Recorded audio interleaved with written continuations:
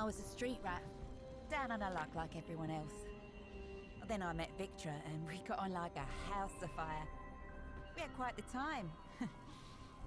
Until that day. The day she gave me the unbreakable heart. Then, well, you could say we had a difference in opinion. I left. Now, I'll live forever with this thing in my chest. Even though what I want more than anything is to see it destroyed. Ludendorff's a hard town for anybody. The lucky ones get a roof over their heads and a hot meal every day. I didn't get that chance. I grew up hard. And I doubt me mum and dad, rest their souls, would think much of the girl I am today, but yeah, that's life. Do your best, and maybe you'll live to see some moments of beauty. Even if, most of the time, you're down in the muck. The first rule of life on the streets is everyone for themselves. It don't matter how well your mate's doing if you're down to your last tin of sardines. I joined the grave robbers because it was the only way I had to get some coin without breaking my back in the factories. Me and the others, we had an understanding. Stay out of my way, let me do my job, and you got to keep your toes. People would tell you they want the bodies for all kinds of reasons. Organs, black magic, things you don't even want to know about. I don't care. If I have to dig up old Aunt Elvis or those university bobbins to make a stitch job, then that's what I'll do. Money's money. And at the time, I didn't have the luxury of sticking to my scruples. One day, a body snatching job brought me somewhere I'd never been. A grand old castle, filled to the brim with machines. There was a note on the door that said to leave the order in the lobby, but it also said to come upstairs to get paid. I got in the lift. Imagine having one of them in your house, and went up to the tower on the top floor. And there she was, tinkering with something wet and red. Victra Mordenheim. So I go inside the lab and come up to Victra. She's got her hands in someone's chest. And she says, "Give me the art." Now, I knew she meant the one in the tank nearby, but I said, "I need to get to know you first." And you know what? She laughed. She got the funniest expression on her face, as if no one had ever made her laugh before. And that's when she looked up. "Who might you be?" she asked. The rest, well, I guess the rest was fate. You meet a lot of people in my line of work, and they all have their own stories.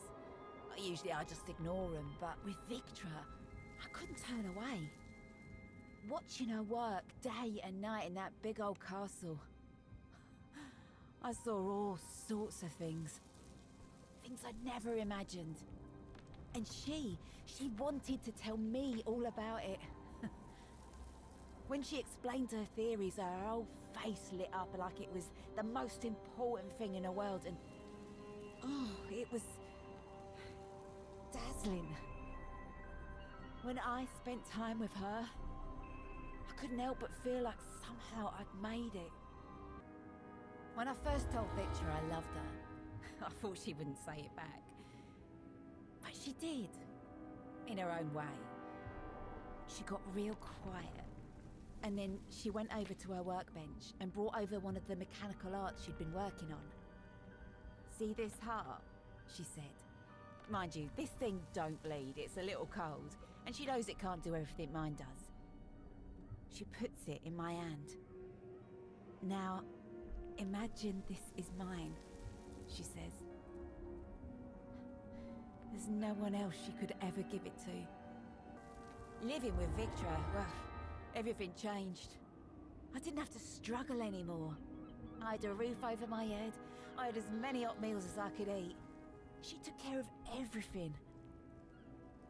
But it didn't last.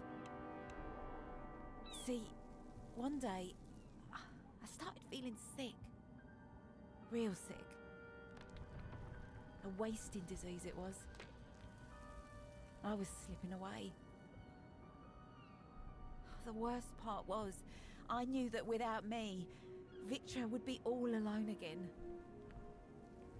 That was my last thought. before I collapsed.